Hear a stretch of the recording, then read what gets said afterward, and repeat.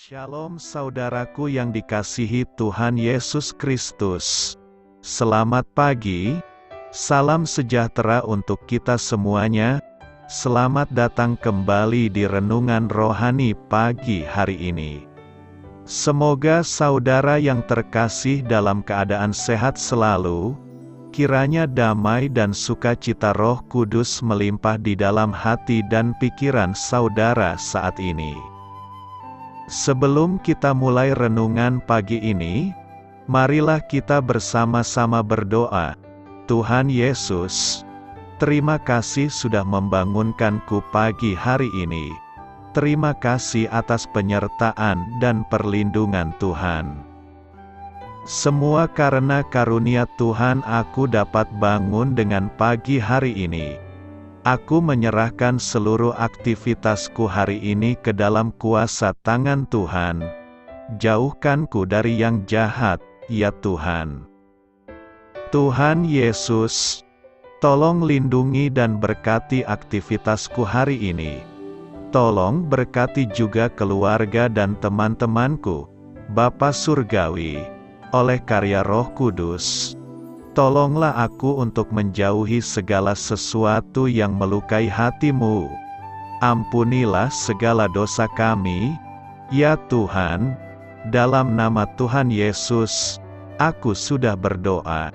Amin.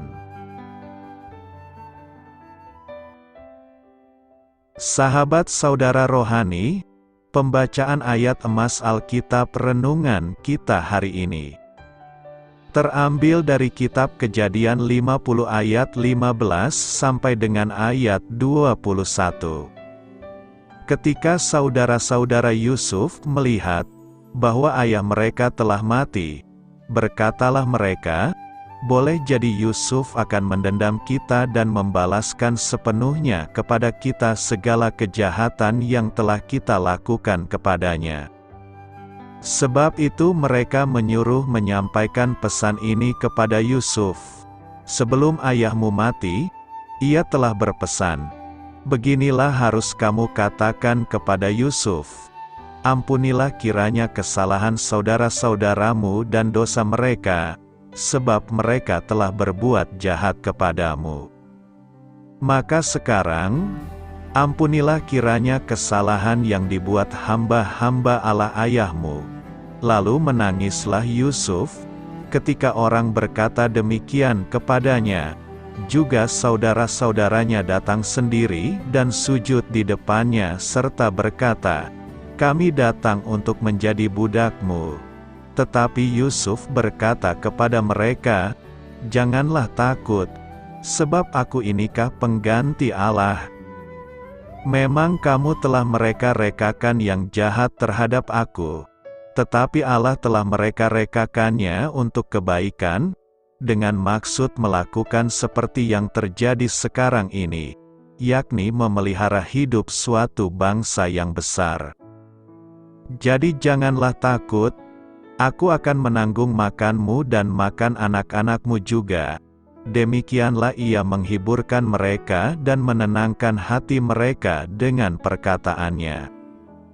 Ayat renungan pagi kita terambil dari kitab Kejadian 50 ayat 15 sampai dengan ayat 21. Inti dari ayat emas renungan kita adalah, "Kamu telah mereka-rekakan yang jahat terhadap aku, tetapi Allah telah mereka-rekakannya untuk kebaikan, yakni memelihara hidup suatu bangsa yang besar." Mari kita mulai renungan pagi kita. Judul renungan kita hari ini adalah Mengatasi Masa-Masa Sulit, ditulis oleh Alison Kida. Mari kita mulai kisah inspiratif, Anne hidup dalam kemiskinan dan penderitaan. Dua saudara kandungnya meninggal saat masih bayi. Pada usia 5 tahun, Anne terserang penyakit mata yang membuatnya mengalami kebutaan parsial dan tidak dapat membaca serta menulis. Saat ia berumur 8 tahun, ibunya meninggal dunia karena tuberkulosis. Tidak lama kemudian, ayahnya yang kejam meninggalkan ketiga anaknya, Si bungsu dikirim untuk tinggal bersama kerabat, sementara Anne dan saudaranya, Jimmy, tinggal di sebuah rumah penampungan yang bobrok dan penuh sesak. Beberapa bulan kemudian, Jimmy meninggal. Kondisi Anne mulai membaik pada usia 14 tahun. Ia berkesempatan belajar di sekolah bagi tunanetra dan menjalani operasi untuk memperbaiki penglihatannya. Ia juga belajar membaca dan menulis. Meski sempat sulit untuk menyesuaikan diri, Anne berprestasi secara akademis dan menjadi lulusan terbaik. Kini kita mengenalnya sebagai Anne Sullivan, guru dan sahabat Helen Keller. Lewat upaya, kesabaran, dan kasihnya, Anne mengajar Helen yang buta dan tuli untuk berbicara, membaca huruf Braille, dan lulus kuliah. Yusuf juga harus melewati masa-masa yang sangat sulit. Saat berumur 17 tahun, ia dijual sebagai budak oleh saudara-saudaranya yang iri dan dengki padanya. Kemudian dipenjarakan meski ia tidak bersalah.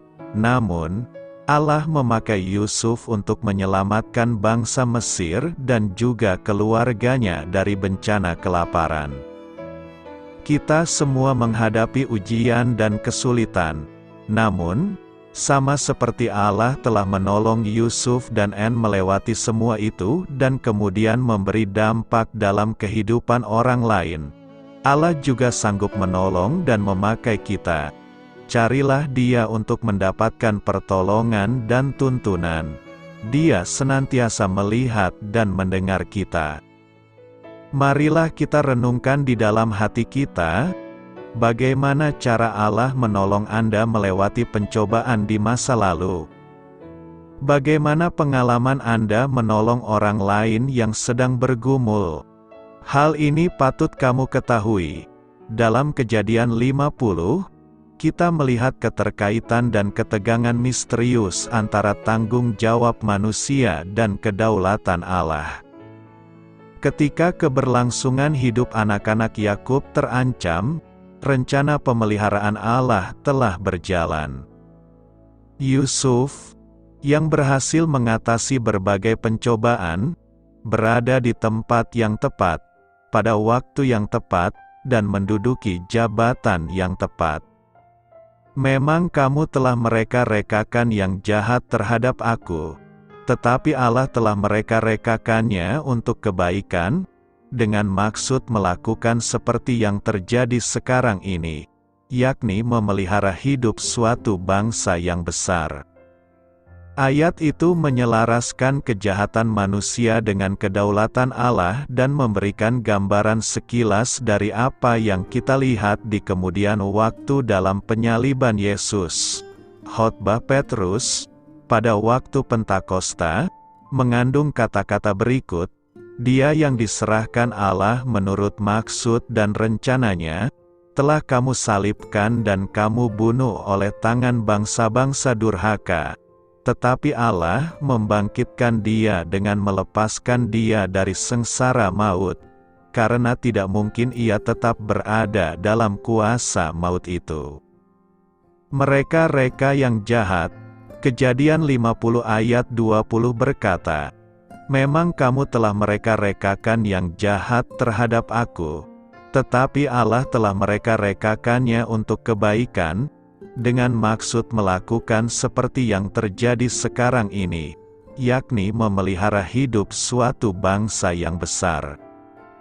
Mereka-reka yang jahat adalah sebuah sikap dan tindakan yang melawan kehendak Tuhan.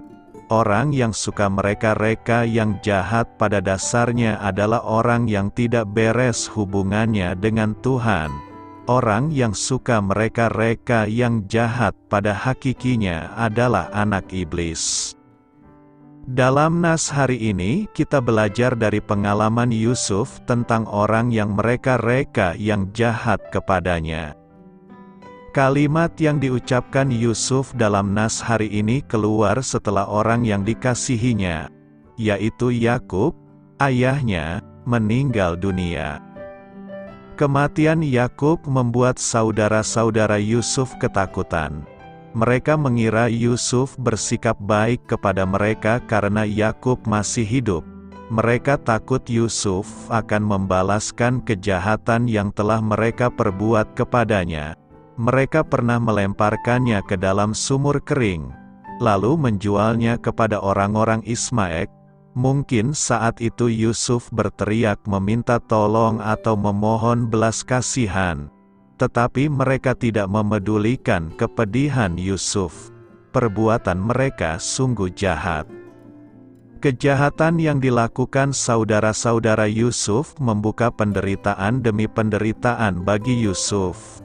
Namun, respons Yusuf ketika saudara-saudaranya memohon ampun di luar perkiraan. Yusuf justru mengungkapkan bahwa meskipun mereka rekakan yang jahat, tetapi Allah mereka rekakannya untuk kebaikan. Mengapa Yusuf bisa mengatakan kalimat mulia tersebut meskipun mengalami penderitaan akibat saudara-saudaranya? Pertama, Yusuf mempercayai penyertaan Tuhan. Saat Yusuf ditimpa berbagai pencobaan, Tuhan tidak pernah meninggalkannya. Tuhan menyertainya dan membuat apa yang ia kerjakan selalu berhasil.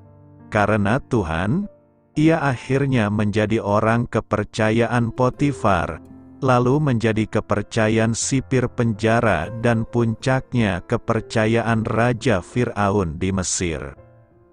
Kedua, Yusuf telah mengampuni dan tidak menaruh dendam. Yusuf tidak memungkiri apa yang telah dilakukan saudara-saudaranya, tetapi ia juga melepaskan pengampunan. Waktu pengampunan terlepas, maka penyertaan Tuhan justru terjadi di dalam dirinya sehingga hidupnya berhasil. Ketiga, Yusuf menyadari rancangan Allah indah pada waktunya. Yusuf melihat rancangan Allah sehingga mengucapkan kalimat tersebut. Ia percaya apapun yang terjadi, tidak ada yang terjadi di luar izin Tuhan. Ketika seseorang berjalan di dalam terang firman-Nya, apapun yang terjadi akan membawa kebaikan baginya. Jika kita saat ini sedang mengalami kesulitan yang disebabkan oleh orang lain, janganlah membenci pribadi orang tersebut, tapi bencilah perbuatan jahatnya dan jangan kita melakukan hal serupa. Percayalah rancangan Tuhan Yesus pasti indah pada akhirnya. Memang tidak mudah melaluinya, tapi teruslah berharap kepadanya, seperti Yusuf yang tetap setia kepada Tuhan hingga akhirnya diangkat Tuhan menjadi berkat bagi bangsa Israel. Karena itu, hindarilah sikap yang mereka reka kejahatan bagi orang lain agar hidup kita aman dan tentram. Apa yang Alkitab nyatakan mengenai penderitaan dari semua tantangan yang dilontarkan terhadap kekristenan di zaman modern ini? Mungkin yang paling sulit dijelaskan itu terkait soal penderitaan. Bagaimana bisa Allah yang penuh kasih mengizinkan penderitaan terus terjadi di dunia yang diciptakannya, bagi mereka yang telah mengalami sendiri penderitaan yang hebat? Hal ini bukan sekedar pertanyaan filsafat belaka, namun menjadi sesuatu yang bersifat sangat pribadi dan emosional. Apa yang Alkitab katakan mengenai hal ini? Apakah Alkitab memberikan contoh mengenai hal yang terkait penderitaan dan petunjuk tentang bagaimana cara menanganinya? Secara mengejutkan, Alkitab justru sangat realistis ketika berbicara tentang masalah penderitaan. Alkitab bahkan menyediakan satu kitab penuh untuk membahas masalah ini. Kitab ini menceritakan kehidupan seorang laki-laki bernama Ayub. Dimulai dengan adegan di surga, yang memberikan gambaran kepada pembaca mengenai latar belakang penderitaan Ayub. Ayub menderita karena Allah ditantang oleh setan. Sejauh yang kita ketahui, Hal ini sama sekali tidak diketahui oleh Ayub ataupun salah satu dari teman-temannya, sehingga tidak mengherankan jika mereka semua berusaha untuk menjelaskan penderitaan Ayub dari perspektif ketidaktahuan mereka. Sampai akhirnya, Ayub hanya bisa bersandar pada imannya kepada Allah dan mengharapkan keselamatan darinya. Baik Ayub maupun teman-temannya pada saat itu sama sekali tidak memahami alasan di balik penderitaannya. Bahkan, ketika Allah akhirnya berhadapan dengan Ayub, Ayub diam saja.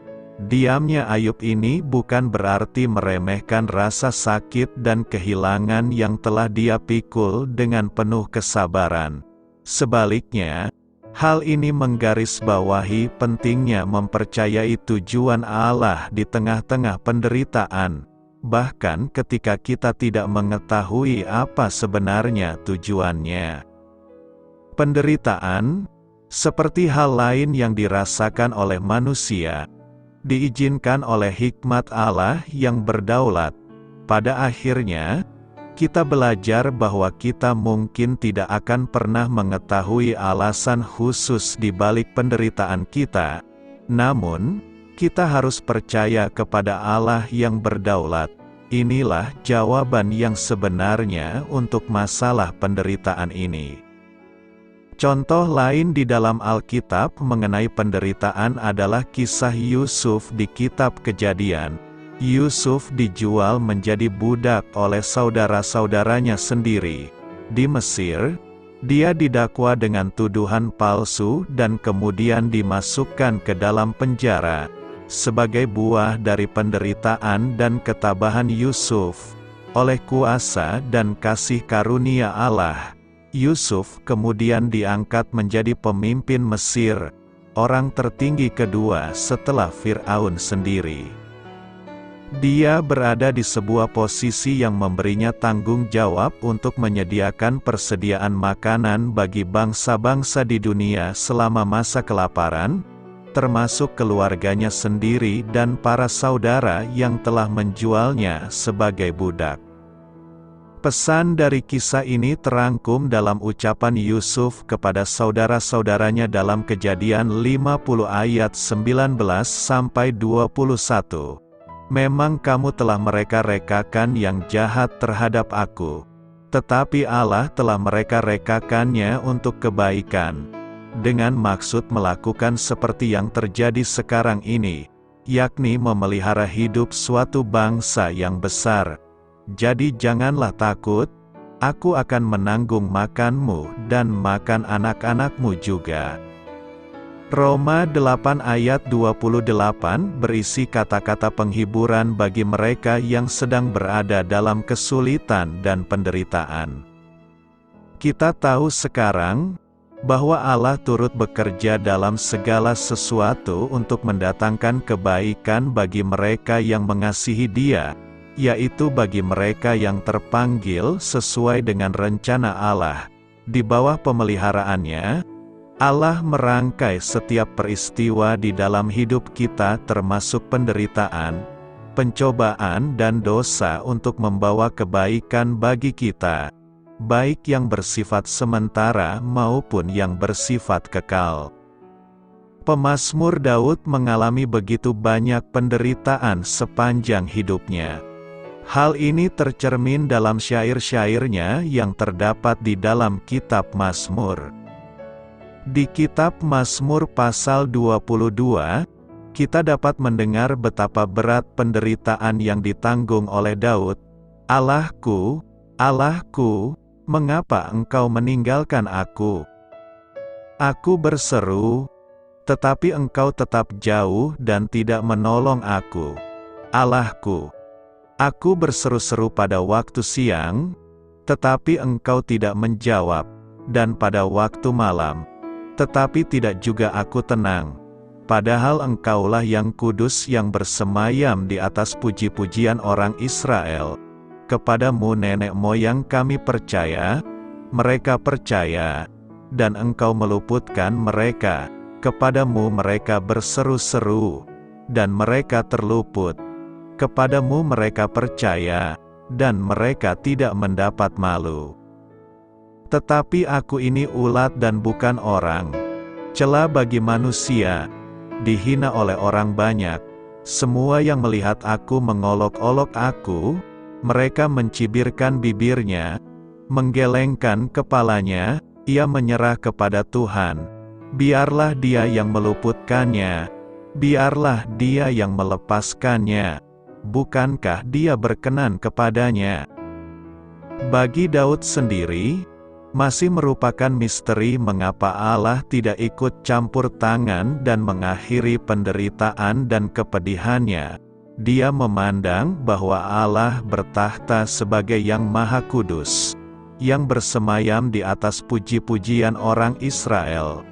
Allah bertahta di surga, sebuah tempat yang seluruh isinya adalah kebaikan, tempat di mana tidak ada tangisan dan ketakutan, tidak ada kelaparan atau kebencian. Apa yang Allah ketahui tentang segala sesuatu yang diderita oleh manusia? Daud melanjutkan mazmurnya dengan mengeluh bahwa anjing-anjing mengerumuni aku, gerombolan penjahat mengepung aku, mereka menusuk tangan dan kakiku. Segala tulangku dapat kuhitung. Mereka menonton, mereka memandangi aku, mereka membagi-bagi pakaianku di antara mereka, dan mereka membuang undi atas jubahku. Apakah Allah menjawab Daud? Ya, berabad-abad kemudian. Kira-kira 1 milenium kemudian, keturunan Daud yang bernama Yesus mati di atas bukit Kalvari. Di atas kayu salib, Yesus menanggung penderitaan dan penghinaan yang dialami oleh nenek moyangnya. Tangan dan kaki Kristus ditembus oleh paku. Pakaian Kristus dibagi-bagi di antara musuh-musuhnya.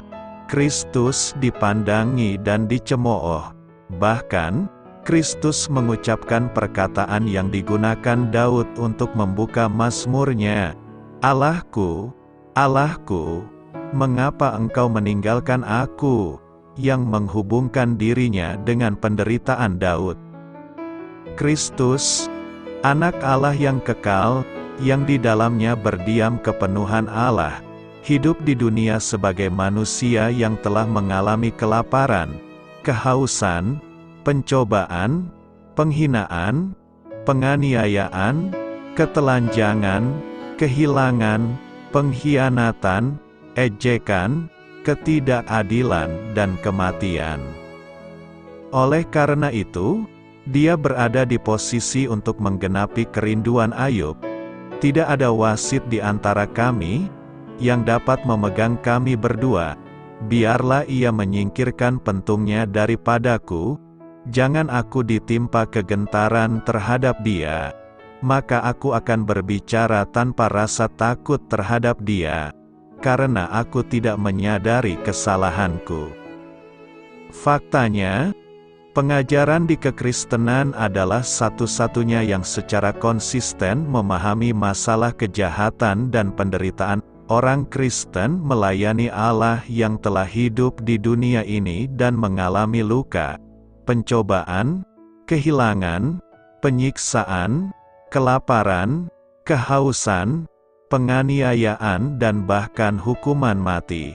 Salib Kristus dapat dianggap sebagai manifestasi akhir dari keadilan Allah.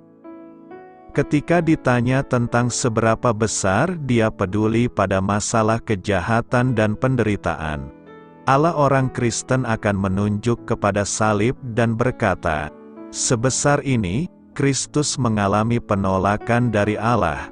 Dia pun berkata, Allahku, Allahku, mengapa engkau meninggalkan aku? Dia mengalami penderitaan yang sama, seperti halnya yang dialami kebanyakan orang pada hari ini yang merasa jauh dari kasih dan kemurahan Allah. Apa yang dapat kita pelajari dari kehidupan Yusuf? Yusuf adalah putra ke-11 dari Yakub, putra sulung dari Rahel, istri kesayangan Yakub. Kisah Yusuf dapat ditemui dalam Kejadian pasal 37-50. Setelah berita tentang kelahirannya, kita menemui Yusuf kembali di saat ia berusia 17 tahun sebagai seorang gembala yang menggembalakan kawanan kambing dengan saudara-saudara tirinya dan mengadukan mereka pada Yakub.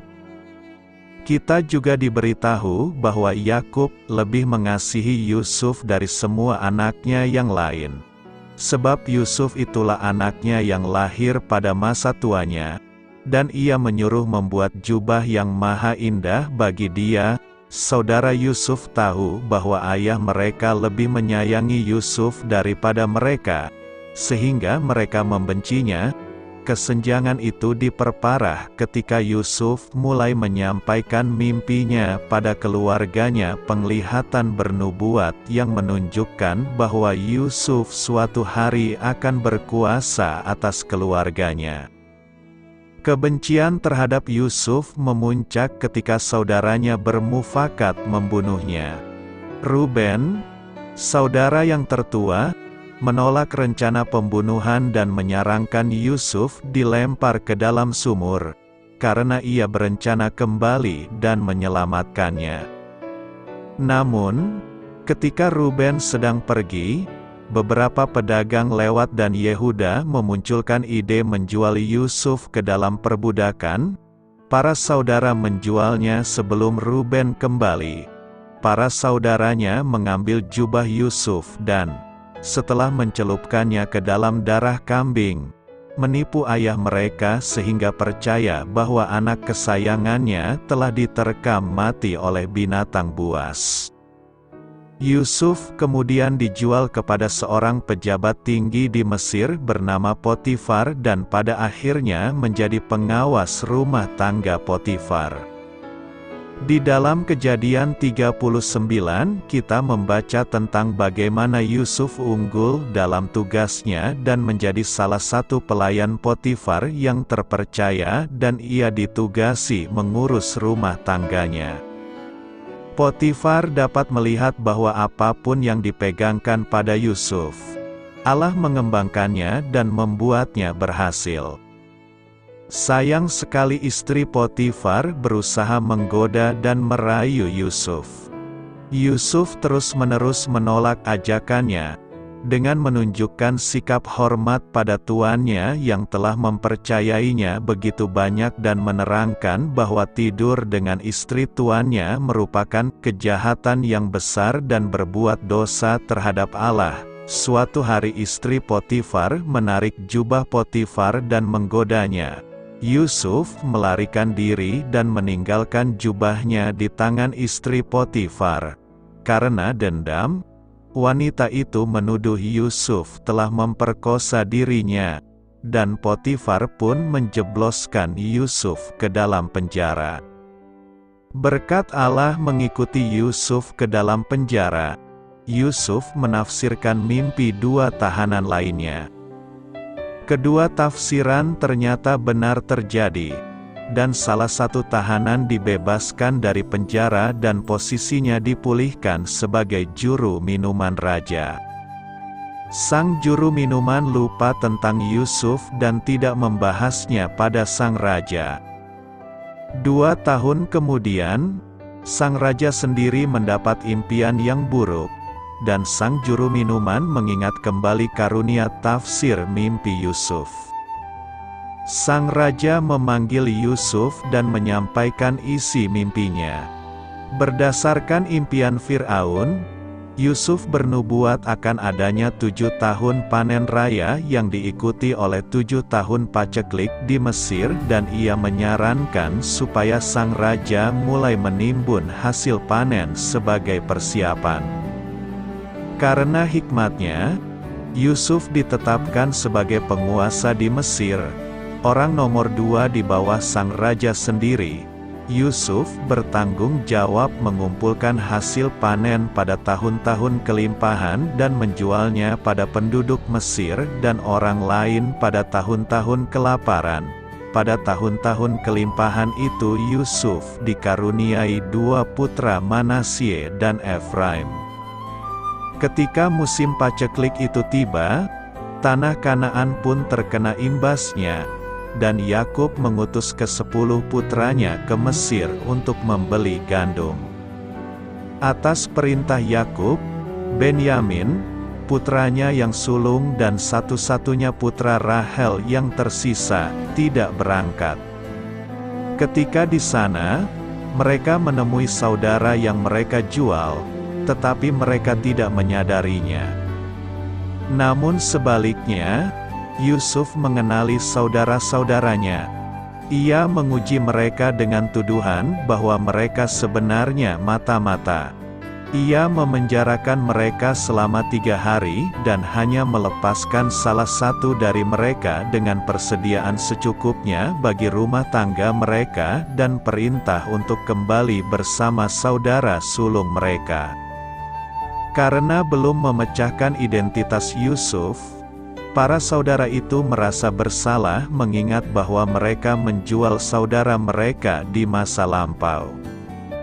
Yusuf mendengar perbincangan mereka dan mengundurkan diri dan menangis. Ia menahan Simeon dan menyuruh pergi yang lain, dan secara rahasia mengembalikan uang mereka di dalam karung gandum mereka. Ketika para saudara menyadari uang mereka dikembalikan, mereka semakin cemas. Ketika sampai di rumah, mereka menceritakan semua kejadian itu pada Yakub. Yakub sekali lagi meratapi kehilangan Yusuf serta kehilangan Simeon yang baru terjadi. Ia menolak mengutus Benyamin, meskipun Ruben berjanji bahwa jika ia tidak kembali dengan Benyamin, Yakub berhak membunuh kedua putranya. Begitu parahnya musim paceklik itu sehingga pada akhirnya Yakub pasrah. Yehuda meyakinkan Yakub mengutus Benyamin bersama dirinya, dengan nyawanya sendiri sebagai jaminannya. Yakub akhirnya setuju, dan mengutusnya dengan buah-buah pilihan dan uang sejumlah 2 kali lipat untuk membeli gandum. Ketika Yusuf melihat saudaranya datang, ia memerintah hambanya menyembelih hewan dan menyiapkan hidangan untuk dimakan bersama para saudaranya. Undangan makan bersama di rumah Yusuf membuat para saudaranya takut, dan mereka pun menjelaskan serta meminta maaf pada hamba Yusuf atas uang yang telah dikembalikan ke dalam karung mereka. Hamba Yusuf menghibur mereka dan melepaskan Simeon pada mereka. Ketika Yusuf kembali, para saudaranya sujud padanya, dan menggenapi nubuat dalam mimpi Yusuf. Ia bertanya tentang kabar keluarga mereka dan sekali lagi ia pergi ke kamarnya dan menangis terharu di situ. Ketika mereka hendak makan, di meja yang terpisah dari Yusuf, mereka terheran-heran karena posisi mereka telah diurutkan mulai dari yang tertua hingga paling muda. Benyamin diberi porsi 5 kali lipat saudara-saudaranya. Sebelum mengutus mereka pulang, Yusuf ingin menguji saudara-saudaranya dengan mengembalikan uang mereka di dalam karung gandum dan menempatkan piala perak Yusuf di dalam karung milik Benyamin. Para saudara itu mulai berjalan pulang sebelum Yusuf memerintah hambanya mengejar mereka dan berperilaku marah atas pencurian barang berharga itu dan seolah-olah hendak membunuh Benyamin. Setelah diseret kembali ke hadapan Yusuf, Yehuda memohon supaya nyawa Benyamin tidak dicabut, dengan berkata bahwa, jika Benyamin mati, maka Yakub pula akan mati. Yehuda menceritakan kedukaan Yakub atas kehilangan Yusuf dan betapa sayangnya Yakub terhadap Benyamin. Yehuda juga menceritakan sumpahnya pada Yakub di mana ia menjamin nyawa Benyamin dengan nyawanya sendiri. Begitu Yusuf menyaksikan perubahan hati saudara-saudaranya, ia menyuruh semua hambanya pergi dan menangis keras-keras sehingga didengar oleh seisi istana Fir'aun. Ia kemudian menyatakan dirinya pada saudara-saudaranya. Yusuf menghibur mereka dan berkata supaya mereka tak bersusah hati dan menyesali perbuatan mereka, karena Allah telah mengutusnya ke Mesir untuk memelihara mereka. Yusuf meneguhkan pengampunannya di tahun-tahun mendatang, setelah kematian ayahnya, dengan berkata bahwa, meskipun para saudaranya menghendaki kejahatan bagi dirinya, Allah menggunakannya untuk kebaikan. Yusuf mengutus para saudaranya pulang mengajak Yakub serta keluarganya untuk tinggal di Goshen, yang letaknya tidak jauh bagi Yusuf dan ia dapat memelihara mereka. Yakub akhirnya hidup di Mesir bersama segenap keluarganya. Sebelum meninggal, Yakub memberkati kedua putra Yusuf dan bersyukur atas kebaikan Allah. Tidak kusangka-sangka bahwa aku akan melihat mukamu lagi, tetapi sekarang Allah bahkan memberi aku melihat keturunanmu. Yakub memberi berkat yang lebih besar kepada sang anak bungsu dibanding anak sulung. Di dalam sejarah Israel, Efraim dan Manasye, suku-suku Yusuf dianggap sebagai suku yang berbeda. Keturunan Yakub berdiam di Mesir selama 400 tahun, sampai di zaman Musa. Ketika Musa memimpin kaum Ibrani keluar dari Mesir, ia membawa pula tulang-tulang Yusuf, sebagaimana telah dipesan oleh Yusuf sebelumnya. Ada banyak pelajaran yang kita peroleh dari kisah Yusuf. Sebagai orang tua, kita diperingatkan untuk tidak memihak pada anak tertentu. Sebagaimana kita amati dalam kesombongan Yusuf pada masa mudanya serta iri hati dan dengki para saudaranya, kita juga beroleh sebuah teladan yang baik akan cara mengatasi godaan seksual, melarikan diri, dan kita juga memperoleh gambaran yang jelas akan kesetiaan Allah. Allah tidak meninggalkan anak-anaknya, bahkan di tengah penderitaan mereka, Yusuf disertai Tuhan. Mungkin ada situasi dan kondisi yang menyedihkan dalam kehidupan kita, dan mungkin ada yang tidak adil, sebagaimana kasusnya dalam kehidupan Yusuf. Namun, seperti yang kita pelajari, dengan tetap berlaku setia dan berserah pada Allah yang memegang kendali, kita dapat yakin bahwa Allah akan menghargai kesetiaan kita pada waktunya.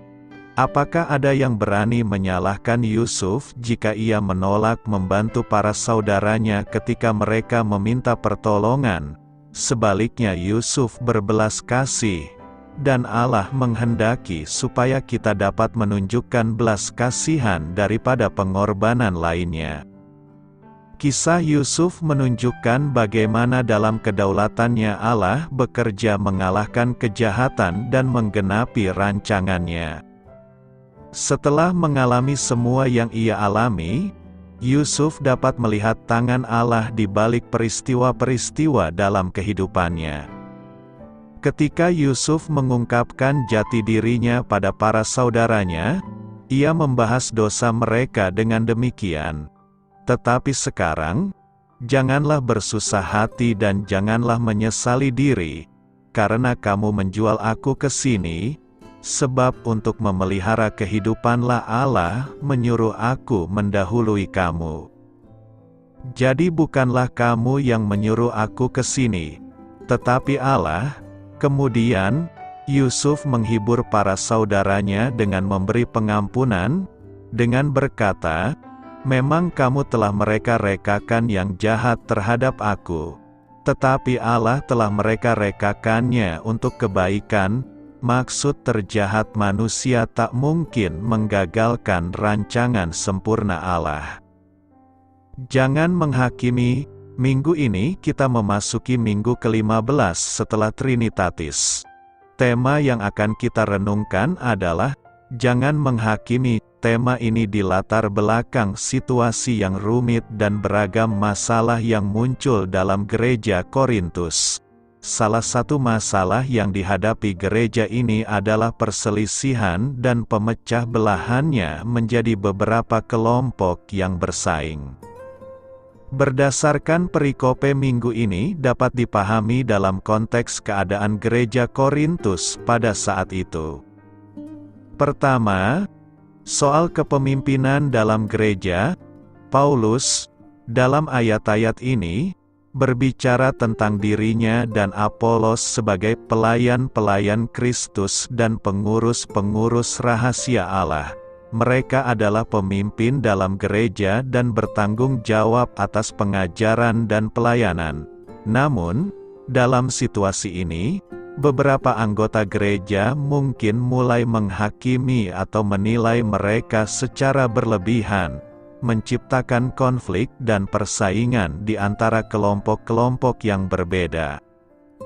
Kedua, peringatan untuk tidak menghakimi. Paulus menekankan pentingnya ketidak menghakimi dalam ayat-ayat ini.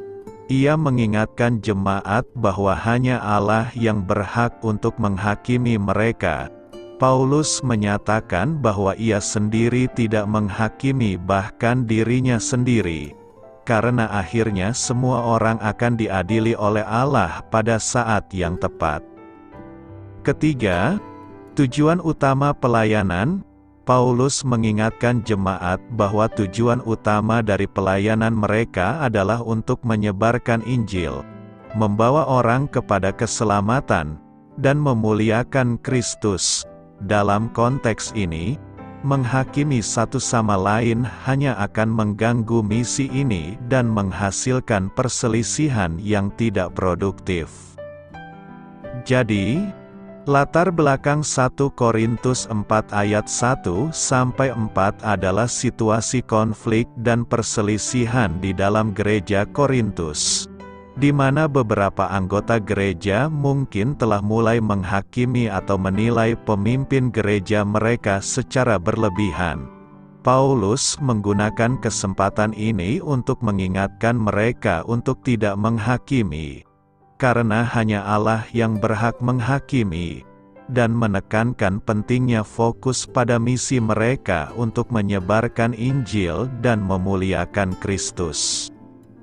Pertanyaan kita sekarang adalah mengapa Paulus melarang jemaat Korintus untuk tidak menghakimi? Paulus melarang jemaat Korintus untuk tidak menghakimi sebelum waktunya berdasarkan 1 Korintus 4 ayat 1-4 karena alasan-alasan berikut. Pertama, karena hanya Allah yang punya otoritas dalam penghakiman. Paulus menyadari bahwa sebagai manusia, kita tidak memiliki otoritas atau pengetahuan yang cukup untuk menghakimi dengan benar dan adil. Hanya Allah yang memiliki pengetahuan yang sempurna tentang hati dan tindakan setiap orang. Kita cenderung membuat penilaian berdasarkan penampilan luar, perbuatan yang terlihat, atau informasi yang terbatas.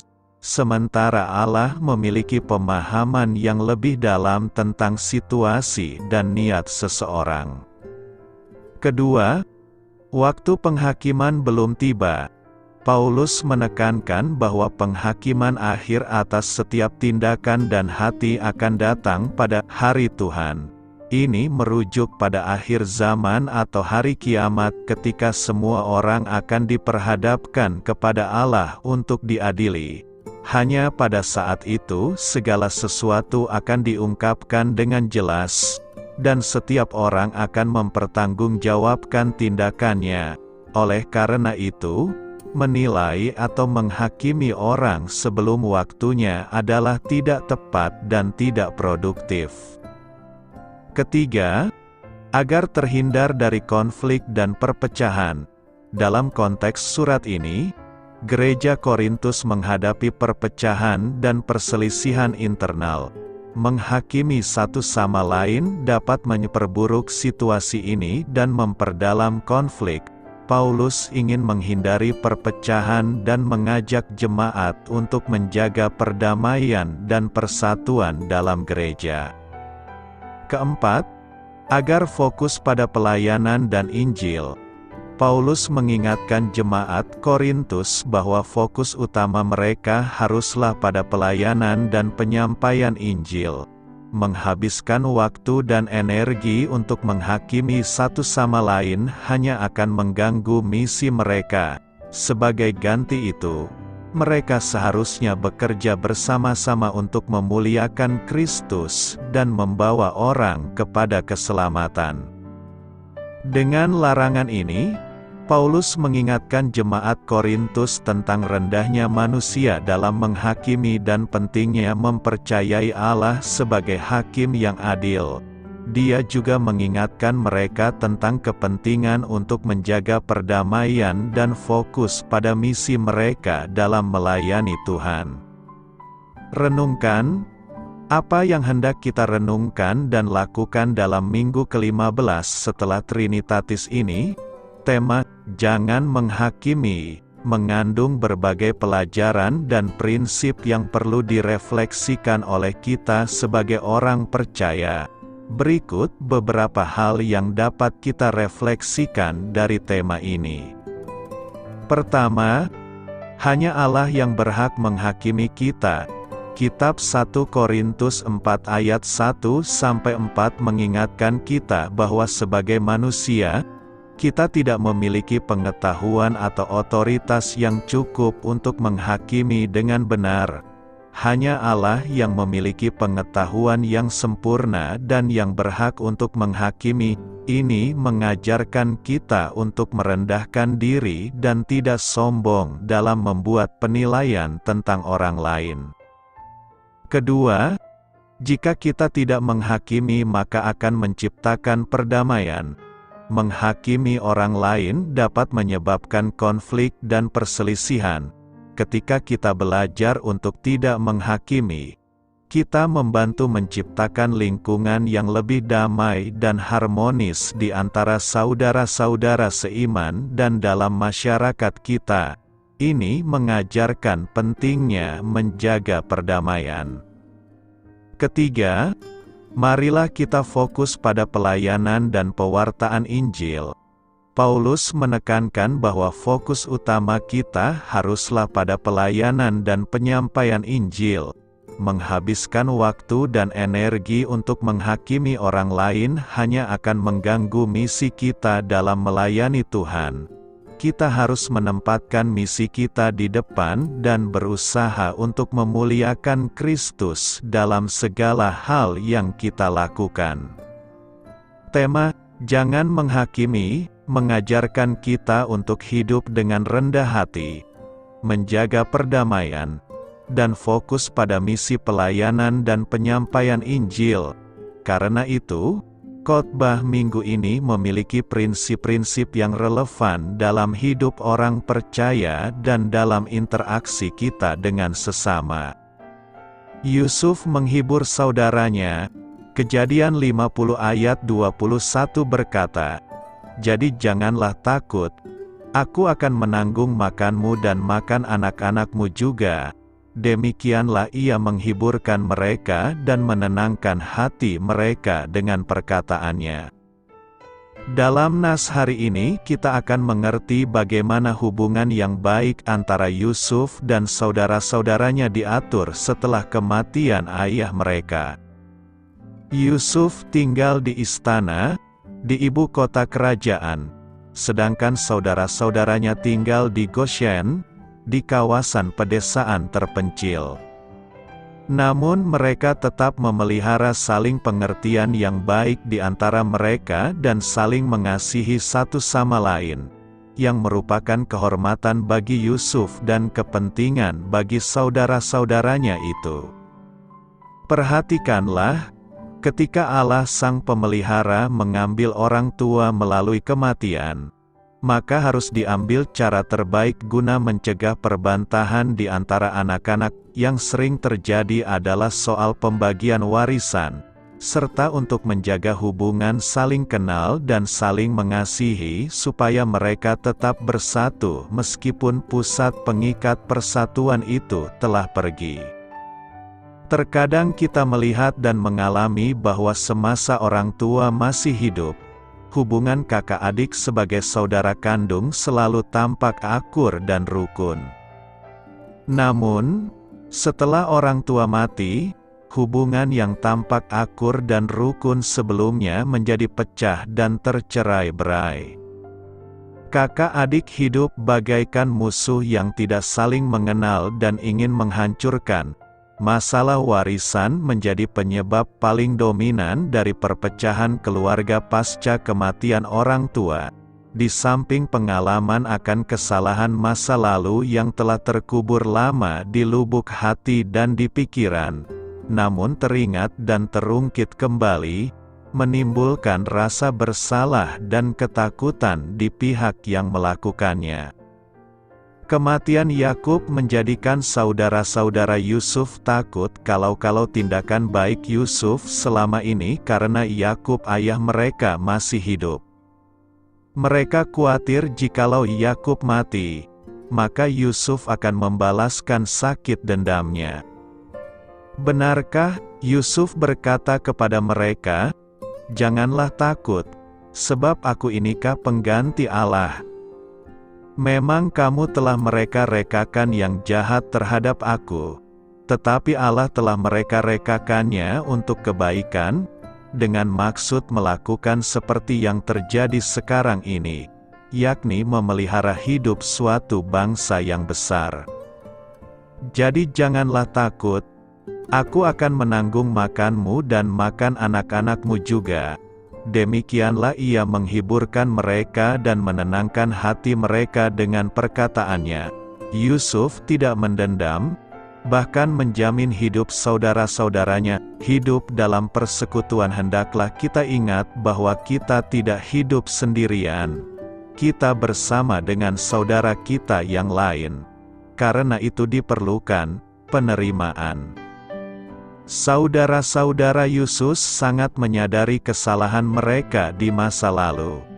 Maka, ketika Yakub meninggal, mereka kembali dihinggapi ketakutan bahwa Yusuf akan membalas kejahatan mereka dan tidak lagi bersikap baik kepada mereka. Maka, setelah 17 tahun hidup bersama di Mesir, mereka kembali memohon pengampunan Yusuf atas kesalahan mereka di masa lalu. Bahkan mereka menyatakan bersedia menjadi budak Yusuf. Bagaimana sikap Yusuf? Yusuf menunjukkan bahwa sikapnya tetap sama, baik semasa Yakub masih hidup maupun setelah Yakub tiada. Yusuf memang tak lupa pada kejahatan mereka dulu. Namun, Yusuf telah menemukan makna peristiwa masa lalu itu, yakni agar ia dapat memelihara hidup suatu bangsa yang besar. Jadi ia melegakan hati saudara-saudaranya dengan berkata, "Jangan takut." Sikap, kata, refleksi, dan tindakan Yusuf menenangkan dan menghibur mereka. Karena itu, marilah kita saling menguatkan saudara bersaudara agar tercipta hubungan yang baik. Doa saya menyertai saudara sekalian. Marilah kita menyampaikan doa syafaat. Ya Allah, terima kasih, Engkau telah menolongku melewati pencobaan. Mampukanlah aku untuk dapat menjadi penolong bagi sesamaku. Amin. Sampaikan harapan dan permintaan saudara kepada Tuhan.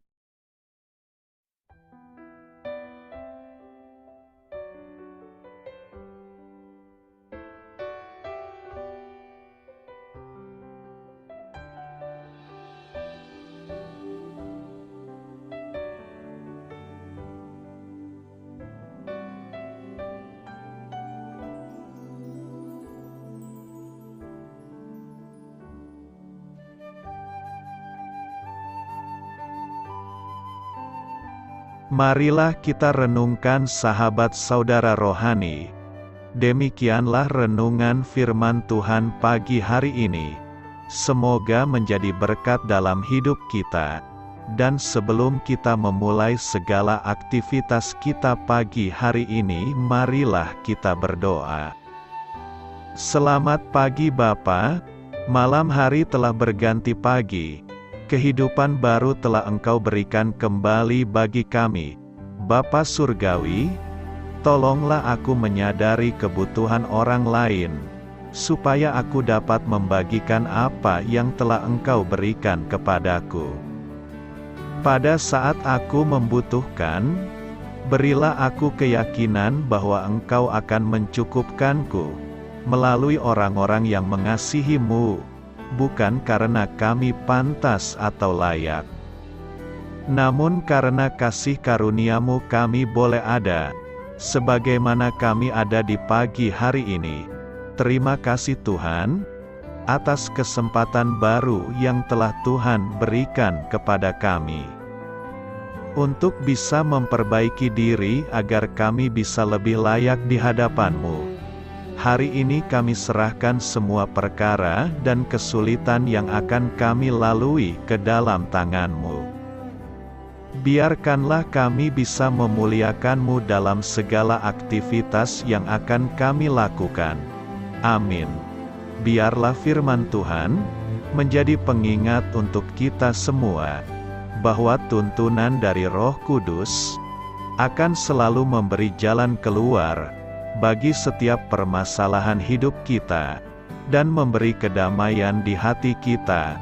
Sampai jumpa di renungan pagi saudara rohani berikutnya.